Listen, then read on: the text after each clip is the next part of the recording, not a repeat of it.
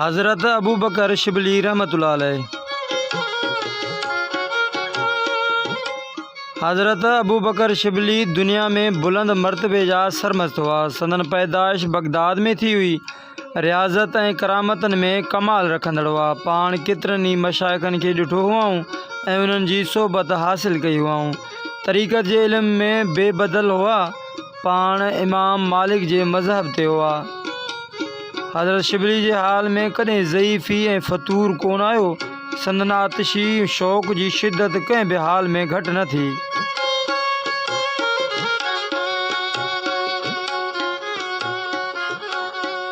हज़रत शिबली जन 77 सालनि जी उमिरि में सन 334 हिजरी में वफ़ात पाती। हज़रत जन आम जाहिल माण्हुनि हथां ॾाढियूं तकलीफ़ूं सठियूं। माण्हू जीअं जीअं हुसैन मंसूर जे क़त्ल करण जी कोशिश में लॻा रहंदा हुआ, तीअं हज़रत शिबली लाइ बि अहिड़ी तरह कोशिश कंदा रहंदा हुआ।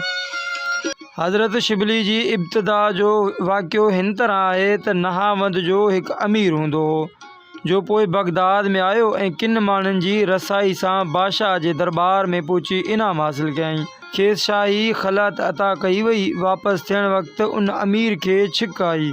अमीर छा कयो जो ख़लअत सां नक खे साफ़ कयईं।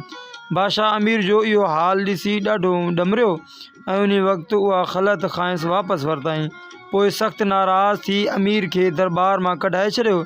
जॾहिं इहो हाल शिबली खे मालूम थियो तॾहिं ख़्यालु कयईं त जेको शख़्स कंहिं बख़्शियल शइ खे ख़राबु करे थो उनखे एतिरी क़दुरु ज़िलत ऐं रुसवाई सहणी पवे थी, पर जेको शख़्स ख़ुदावंद करीम जी अता कयल ख़लअत खे ख़राबु कंदो उहो केतिरे क़दुरु न अज़ाब जो मुस्तहिक़ थींदो।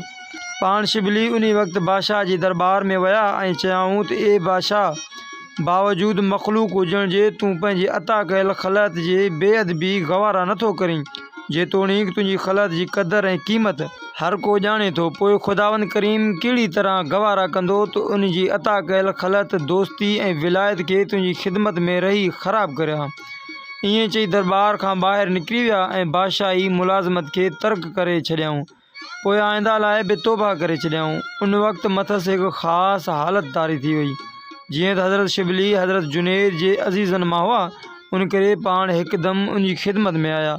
ख़िदमत में पहुची चयाऊं तो गोहर मोती ज़ाहिरी माना हीरो, बातनी माना ख़ुदि ख़ुदा जी वाक़फ़ियत जो पतो अव्हां वटि ॾिनो वियो आहे, सो या बख़्शे छॾियो या विकिणी छॾियो। हज़रत जुनैद बगदादी फ़रमायो त जेकॾहिं विकिणंदुसि त तूं उन जी क़ीमत अदा करे कोन सघंदे ऐं जेकॾहिं बख़्शे छॾींदुसि त सवाइ कंहिं महिनत ऐं मशक़त जे तुंहिंजे हथु लॻी वेंदो। पोइ तूं उन जो क़दुरु न ॼाणे उनखे ख़राबु करे छॾींदे। उन करे बहितर आहे त मर्दाना तरीक़े सां दरिया निहायत में टपी पियो त जीअं सोबत सबुर ऐं इंतज़ार सां उहो गोहर तोखे मिली वञे। इहो ॿुधी शिबली अर्ज़ु कयो त छा करियां? जुनैद बगदादी फ़रमायो त 1 साल ताईं सरें जो साग विकिण। शिबली 1 साल ताईं उहो कमु कयो। साल खां पोइ हज़रत जुनैद हुकुम ॾिनो त 1 साल ताईं गदागरी कर। शिबली उन कम खे अमली जामो पहिराइण लाइ हर हिक जे दरवाज़े ते विया, पर कंहिं बि कुझु कोन ॾिनसि। अहिड़ी तरह 1 साल गुज़ारण खां पोइ हज़रत जुनैद जी ख़िदमत में आया ऐं समूरो हाल अर्ज़ु कयऊं। जुनैद जन फ़रमाइनि त तो पंहिंजी क़दुरु ऐं क़ीमत ख़ल्क़ जी निगाहुनि में ॾिसी छॾी, हाणे तूं कॾहिं बि उन्हनि ॾे रुख़ न कंदे। उन खां पोइ शिबली खे फ़रमायाऊं त जीअं तो नहावंद जे शहर में शाही मुलाज़मत जे सिलसिले में हुकूमत कई आहे, तंहिं करे उते वञी हर हिकु माण्हू खां माफ़ी वठि। पोइ शिबली उन्हनि ॾांहुं वियो ऐं हर हिक जे दर ते वञी हर हिक खां माफ़ी वरिताईं। उन हूंदे हिकु शख़्स रहिजी वियो, छाकाणि त उहो न मिली सघियो। उन जे एवज़ में 1 लख दरहम सदको कयाईं, मगर पोइ बि दिलि खे करार नसीब कोन थियनि। 4 सालनि खां पोइ आवाज़ु आयो त अञा ताईं तो मां हुकूमत जी बूइ थी अचे, तंहिं करे 1 साल ॿियो बि गदागरी कर। फ़रमाइनि था त मां हर रोज़ गदागरी करे सभु कुझु हज़रत जुनैद रहमतुल्लाह अलैह जी ख़िदमत में खणी वेंदो हुअसि। हज़रत जुनैद जन उहो सभु कुझु फ़क़ीरनि ऐं दरवेशनि में विराए छॾींदा हुआ, पर मूंखे बुखियो रखंदा हुआ ऐं कुझु बि कीन ॾींदा हुआ। साल गुज़रण बाद फ़रमायाऊं त मां तोखे उन शर्त ते पंहिंजी ख़िदमत में रखंदुसि त तूं दरवेशनि जी ख़िदमत कंदे। अहिड़ी तरह 1 साल दरवेशनि जी ख़िदमत कंदो रहियसि। 1 साल बाद हज़रत जुनैद जन फ़रमायो त ए अबू बकर, हाणे तुंहिंजी क़ीमत तुंहिंजे नफ़्स जे ख़्याल में केतिरी क़दुरु आहे? मूं अर्ज़ु कयो त मां पंहिंजो पाण खे समूरी ख़ल्क़त खां बिल्कुलु घटि सम्झां थो। तंहिं ते हज़रत जुनैद फरमाइनि था त हाणे तुंहिंजो ईमान दुरुस्त थियो आहे। रिवायत आहे त शुरू में शिबली जन माण्हुनि खे चवंदा हुआ त जेको शख़्स अल्लाह चवंदो उनजो वात खंड सां भरे छॾींदुसि। केतिरो अरसो ईअं ई कंदा रहिया। कुझु वक़्त खां पोइ अल्लाह जे नाले वठण वारे जो वात बजाए खंड जे सोन ऐं चांदी सां भरे छॾींदा हुआ।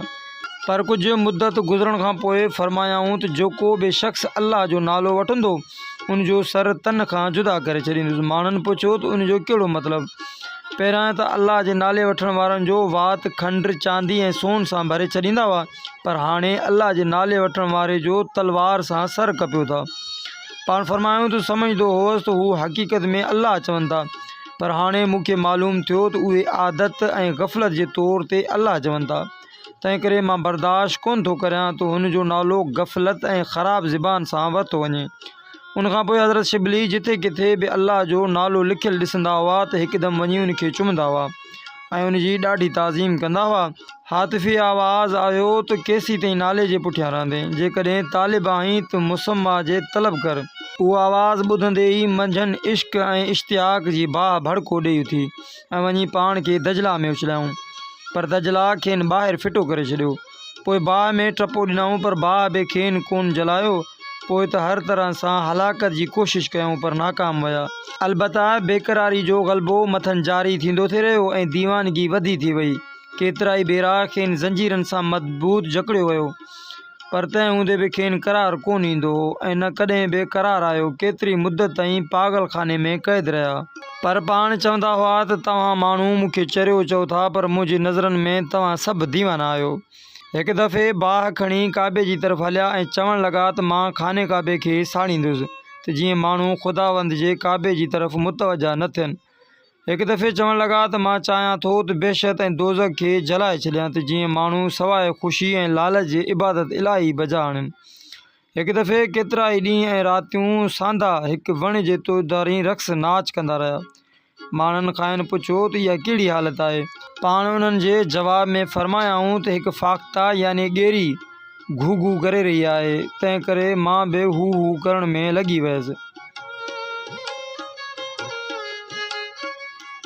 हिकु ॾींहुं चमटो खणी पंहिंजे भिरूं जो गोश्त पटणु लॻा। जुनैद इहो हाल ॾिसी खाइन पुछियो त इहो छा करे रहियो आहीं? फरमायाऊं त हक़ीक़त ज़ाहिर थी वई आहे, पर मां उनजो ताब नथो झले सघां। मां उन करे गोश्त पटे रहियो आहियां त शायदि हिकु साथ मूंखे सुकून ॾेई छॾे। रिवायत आहे त हिकु ॾींहुं हज़रत जुनैद जे मजलिस में ॿियनि मुरीदनि सां गॾु हज़रत शिबली बि वेठा हुआ। उन वक़्तु शेख जा मुरीद शिबली जे तारीफ़ करे रहिया हुआ। शेख साहब पंहिंजनि मुरीदनि खे चयो त तव्हां हिकु मरदूद जे एतिरी क़दुरु तारीफ़ करे ग़लती करे रहिया आहियो। पोइ शिबली खे कढे छॾियऊं ऐं मुरीदनि खे चयाऊं त मुंहिंजो शिबली खे कढे छॾणु उन जी तारीफ़ खां जेका तव्हां संदसि करे रहिया हुआ 1000 दफ़ा घणो आहे। तव्हां माण्हू हुनखे तलवार खणी रहिया हुआ ऐं मूं ढाल अॻियां करे छॾी त जीअं हू तबाह न थिए। रिवायत आहे त जेको बि माण्हू हज़रत शिबली जी ख़िदमत में तौबा या सोबत हासिल करण जी नीयत सां ईंदो हो त पाण उनखे चवंदा हुआ त बेज़र थी सिर्फ़ु तवक्कल रखी हज ते हलो, पोइ जॾहिं उतां वापसि अचो त असांजी मजलिस में रहिजो। माण्हुनि खेनि चयो त तव्हां अहिड़ो ॾुखियो कमु ॾसे माण्हुनि खे तकलीफ़ में छो था विझो? हज़रत जन उन्हनि खे मोट में फरमायो त उन्हनि जो मक़सदु मूं वटि अचण जो न आहे। जेकॾहिं उन्हनि जो मक़सदु महज़ हक़ जी तलब आहे त पोइ जॾहिं हू उन सफ़र खां वापसि ईंदा त सफ़र जो मुजाहिदो उन्हनि खे एतिरे क़दुरु ठीकु करे छॾींदो जो हिते 10 साल रहण खां पोइ बि खेनि मुयसरु थी नथो सघे। जेकॾहिं सफ़र जे दौरान हू मरी बि विया त हू पंहिंजे मक़सद में कामयाबु थी वेंदा।